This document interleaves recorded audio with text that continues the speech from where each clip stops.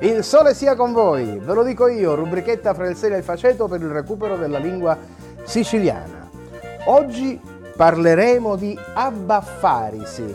Abbaffarisi non significa farsi crescere i baffi o metterseli posticci. Questa parola con il pelo non c'entra completamente niente. E questa parola che si è perduta nei meandri della memoria anche dei più vecchi non ha niente a che vedere appunto con baffi, baffetti e baffoni. Abbaffarisi significa rimpizzarsi. Abbaffarisi, da non confondersi con abbuffarisi, che invece significa gonfiare. Perciò i due termini sono usati spesso con lo stesso significato. Abbaffatissimo significa sazzissimo e abbuffatissimo gonfissimo.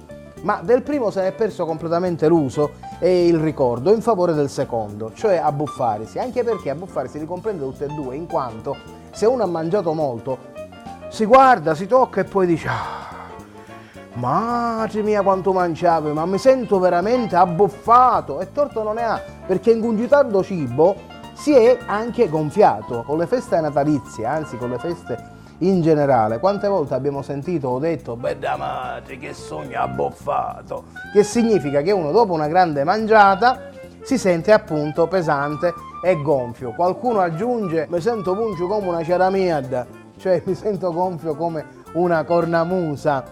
Ma siccome la festa quando viene per tutti, come rinunciare a qualche cosa di sfizioso?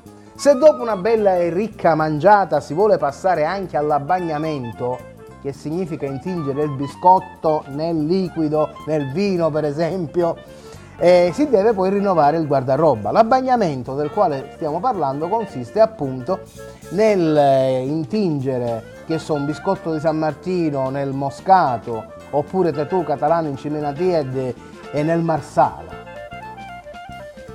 Marsala, che bella invenzione, buonissimo.